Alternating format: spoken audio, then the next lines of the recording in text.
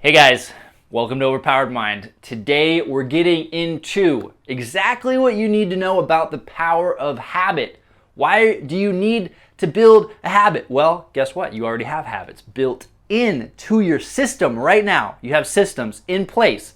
So I'm going to teach you how to restructure them and how to get into a place where you're taking control over your life. I'm going to give you practical examples that I've used in my own life. So right after this video is over, you know what you need to do to take action. Hey guys, so we're going to get into the summary of this book, and then I'm going to give you the practical implementations. So my first recommendation is definitely read this book if you have the time. And what I'm going to do in this video is actually break it down so that you can start to implement stuff earlier without needing to read the book. But if you get a lot of value from what I've talked about here, definitely go read the book because there's so much more information in there that's just going to help you out even more. So the first thing you need to know is that a habit is something that happens subconsciously. It's something that you cannot control unless you understand how it works, right? So a habit is essentially a mechanism which your body uses, your brain uses to save time and energy.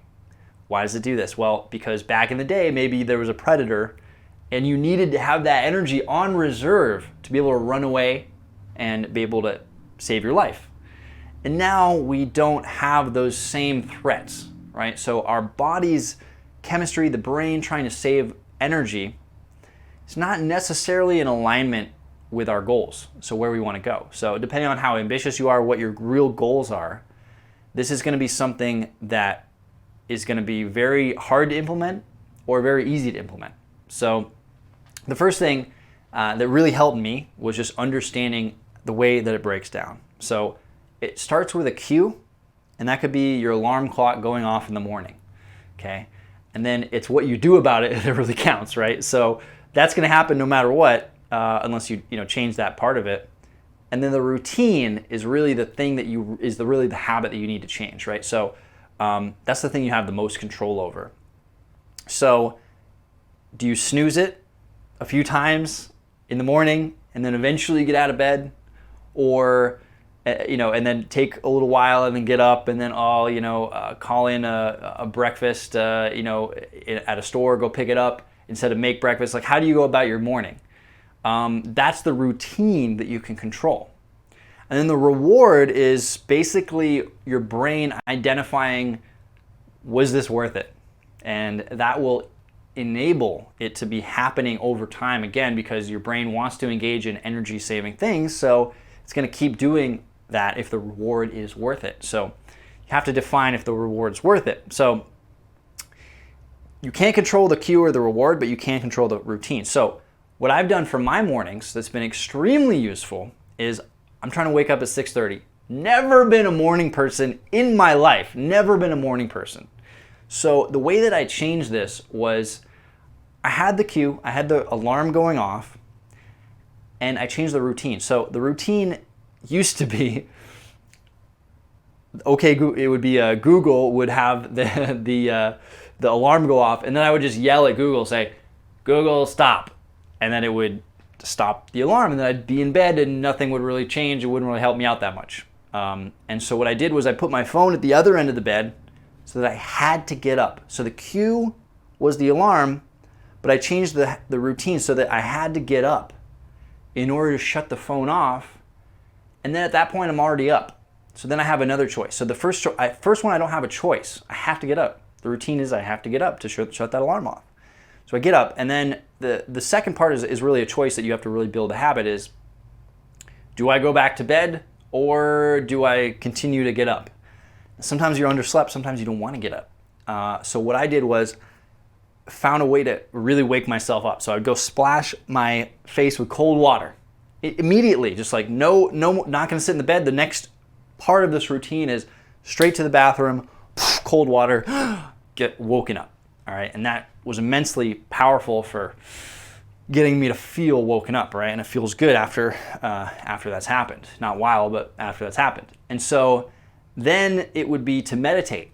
And so there's a cue there, there's a routine, and then there's a reward, because after the meditation, it feels really good. I feel very clear.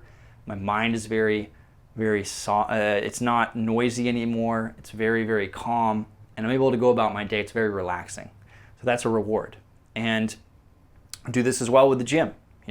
Pack all my clothes, get my clothes ready, and then go to the gym. So there's as least resistance as possible. Make everything as easy as possible so that all of the things that are happening have the least resistance possible. And then your brain will start to see the reward there, right? So the reward for the gym is I go to the sauna at the end, feels amazing. I've worked out, my body feels great, and I walk out of that gym and it's just like, I've never felt better in my life. And that's a very strong reward for continuing to do it, but you have to do it enough times to really build that up. So it's about those small wins. Every single time you do something that is going to help you, it strengthens that habit. It strengthens that ability to do it again the next time. And so every time you don't do it, you're really, really going backwards. It really fucks you up more than you think it does. It's like my friend Brandon Carter says. He's like, you're either building bitch-ass neural pathways or boss-ass neural pathways.